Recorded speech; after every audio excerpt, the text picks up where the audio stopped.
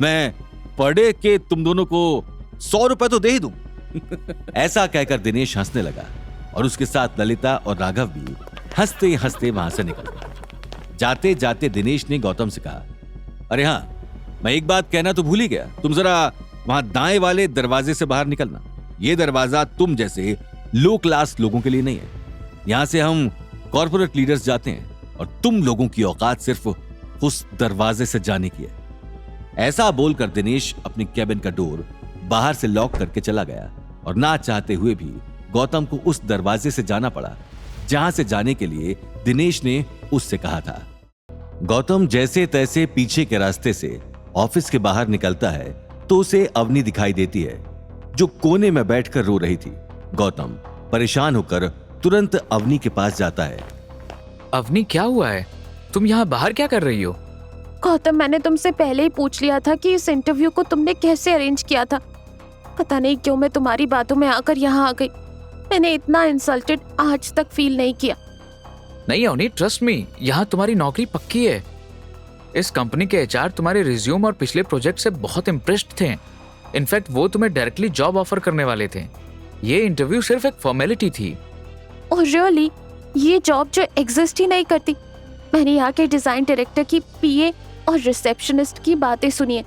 वो लोग मेरा मजाक उड़ा रहे थे और ये सब तुम्हारे कारण हुआ है। आई नो तुम मेरी हेल्प करना चाहते थे, पर आज के बाद प्लीज मेरे काम के मैटर्स से दूर रहना। तुम, मैं सब कुछ खो सकती हूँ लेकिन अपनी सेल्फ रिस्पेक्ट नहीं। अब चलो यहाँ से। इतना कहते हुए अवनी पीछे के गेट से बाहर निकलकर एक टैक्सी को रोककर उसमें बैठ जाती है। अवनी इस बात से परेशान थी कि आगे क्या होगा, घर खर्च कैसे चलेगा। गौतम उसके चेहरे को पढ़ तो पा रहा था लेकिन वो कुछ समझाने की हालत में नहीं था। इसके लिए वो भी उसके पीछे पीछे टैक्सी के अंदर बैठ जाता है। लेकिन उसे दिनेश और उसकी टीम के ऊपर बहुत गुस्सा आता है और वो मन ही मन सोचता है, आज दिनेश के ईगो के कारण अवनी मुझ पर भरोसा नहीं करती। मैं उसे छोड़ूंगा नहीं। वहीं दूसरी तरफ राघव, ललिता और दिनेश उस इन्वेस्टर से मिलने लॉबी में आते हैं लेकिन उन्हें वहां कोई दिखाई नहीं देता है। दिनेश का पारा चढ़ गया और उसने अपनी सेक्रेटरी से ऊंची आवाज में पूछा, कहां है इन्वेस्टर? दिनेश का गुस्सा देखकर उसकी सेक्रेटरी लड़खड़ाती हुई बोली, सर वो इन्वेस्टर बाहर अपनी गाड़ी के पास खड़े हैं। वो किसी का इंतजार कर रहे हैं। उन्होंने कहा कि वो तभी आएंगे जब वो इंसान आ जाएगा जिसका वो इंतजार कर रहे हैं। मुझे लगता है कि आपको उनसे बाहर ही जाकर मिल लेना चाहिए।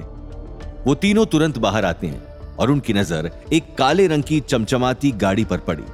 इतनी बड़ी गाड़ी आज तक उन्होंने इस एरिया में नहीं देखी थी। अब सबसे आगे दिनेश हाथ में पानी का ग्लास लिए हुए खड़ा था और उसके पीछे राघव और ललिता एग्रीमेंट की फाइल और पेन लिए खड़े थे। वो इन्वेस्टर इस वक्त फोन पर बात कर रहा था। तभी उसे टोकते हुए दिनेश बोला, सर मैं दिनेश।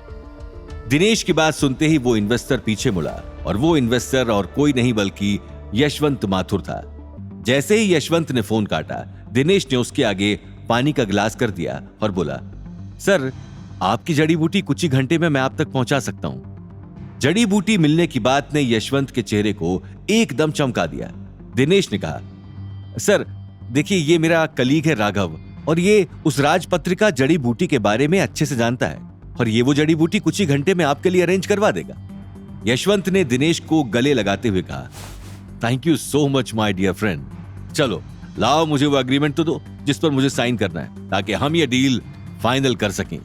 दिनेश ने यशवंत के हाथ में वो डॉक्यूमेंट और पेन थमा दिया लेकिन इससे पहले कि यशवंत पेपर्स पर साइन करता, वो अचानक इधर उधर देखने लगा। दिनेश ने जब यशवंत को इधर उधर देखते हुए देखा तो उसने पूछा, क्या हो गया सर, एनी प्रॉब्लम? तभी पेन को फाइल पर रखते हुए यशवंत बोला, मैं अपने फ्रेंड को ढूंढ रहा हूं। असल में आज उसकी बीवी का यहां पर इंटरव्यू था और उसका हस्बैंड यानी मेरा दोस्त अपनी बीवी के साथ यहां पर आया था लेकिन मैं काफी देर से बाहर खड़ा हूं। वो मुझे बाहर आता हुआ दिखाई ही नहीं दिया। तभी ललिता ने पीछे से धीरे से दिनेश के कान में फुसफुसाया, दिनेश जी, अपनी बीवी के साथ अगर कोई हस्बैंड यहां आया तो वो गौतम ही था। कहीं ये गौतम की बात तो नहीं कर रहे? गौतम का नाम सुनकर दिनेश के पसीने छूटने लगे। वो मन ही मन सोच रहा था, अगर ये सचमुच गौतम की बात कर रहे हैं तो ये डील तो हाथ से जाएगी। इससे पहले दिनेश कुछ कह पाता, यशवंत ने डायरेक्टली गौतम को कॉल कर दिया और पूछा, गौतम तुम कहाँ हो? मैं तुम लोगों का कब से बाहर वेट कर रहा हूं। गौतम जो अब तक घर पहुंच गया था, अभी भी बहुत बुरे मूड में था। वो यशवंत का कॉल नहीं उठाना चाहता था, लेकिन यशवंत ने आज आउट ऑफ द वे जाकर उसकी मदद की। उस लिहाज से उसने यशवंत का कॉल इग्नोर नहीं किया। बहुत ही रूखे अंदाज में गौतम ने यशवंत को जवाब दिया, सॉरी मिस्टर यशवंत, हम दोनों तो कब के वहां से निकल गए।